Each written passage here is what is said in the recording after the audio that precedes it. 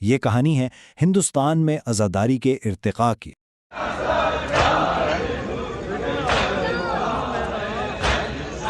سوال یہ پیدا ہوتا ہے کہ آخر یہ سب کیسے ہوا؟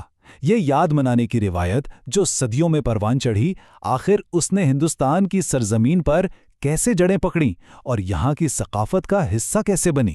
یہی وہ سوال ہے جس کا جواب ہم آج تلاش کریں گے۔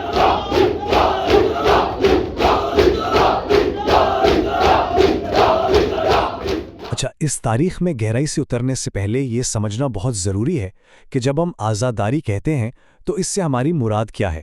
آئیے سب سے پہلے اس اصطلاح کو سمجھتے ہیں۔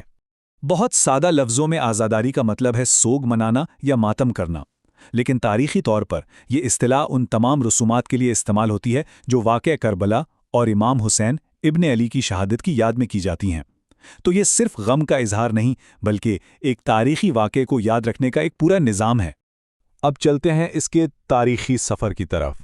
دیکھیے، خیالات اور روایات اکثر سرحدوں کی پابند نہیں ہوتی ہیں، وہ لوگوں کے ساتھ سفر کرتی ہیں، تجارت کے ذریعے، ہجرت کے ذریعے۔ دیکھتے ہیں کہ ہندوستان میں اس کی شروعات کیسے ہوئی۔ یہ جو ٹائم لائن ہم دیکھ رہے ہیں، اس سے ایک بات تو بالکل صاف ہے، یہ سب کچھ ایک دن یا ایک سال میں نہیں ہوا۔ عزاداری کی رسومات بر صغیر میں کئی صدیوں کے دوران دھیرے دھیرے متعارف ہوئیں۔ یہ مختلف علاقوں میں مختلف وقتوں میں پہنچیں اور آہستہ آہستہ یہاں کے سماج میں اپنی جگہ بناتی گئیں۔ تو سوال یہ ہے کہ یہ روایات یہاں پہنچی کیسے؟ اصل میں اس کے کئی راستے تھے۔ کچھ تاجروں اور مسافروں کے ساتھ آئیں، کچھ کو صوفیاء کرام نے متعارف کروایا، اور ہاں، ایران اور وسطی ایشیا سے ہجرت کر کے آنے والے بہت سے عمرہ اور اہل علم بھی اپنے ساتھ یہ ثقافتی طور طریقے لائے۔ اب یہاں سے کہانی ایک بہت ہی دلچسپ موڑ لیتی ہے۔ اب ہم دیکھیں گے کہ کیسے شاہی سرپرستی نے ان نجی محفلوں کو ایک بڑے عوامی اور ثقافتی تہوار کی شکل دے دی۔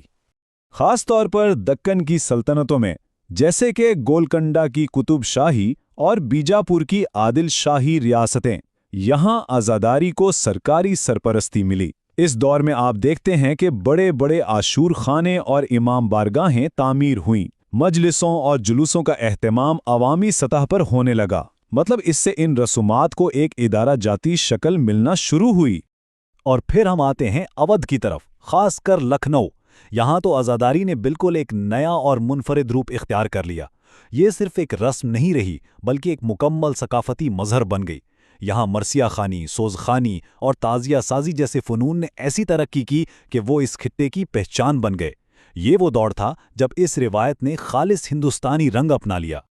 تو ماضی سے نکل کر اب ہم حال میں آتے ہیں اور دیکھتے ہیں کہ صدیوں پر محیط یہ سفر آج کس مقام پر کھڑا ہے اور اس روایت کی موجودہ شکل کیا ہے۔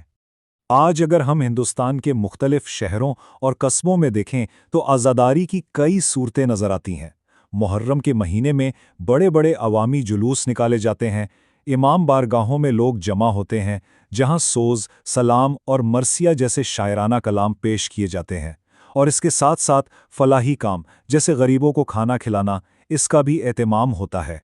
تو کلیدی نقطہ یہ ہے کہ ہندوستان میں عزاداری صرف ایک مذہبی رسم نہیں ہے، یہ اس سے کہیں بڑھ کر ہے۔ یہ تاریخ، فن اور یہاں کی مقامی روایات کا ایک ایسا خوبصورت سنگم ہے جو صدیوں کے دوران بر صغیر کے مخصوص حالات میں پروان چڑھا ہے۔ اور آخر میں یہ ایک سوال ہے جو ہم سب کو سوچنے پر مجبور کرتا ہے۔ یہ صرف عزاداری کے بارے میں نہیں بلکہ دنیا بھر کی تمام قدیم روایات کے لیے اہم ہے کہ اس تیزی سے بدلتی ہوئی دنیا میں وہ جدید دور کے تقاضوں کے ساتھ چلتے ہوئے اپنی تاریخی شناخت کو کیسے محفوظ رکھتی ہیں۔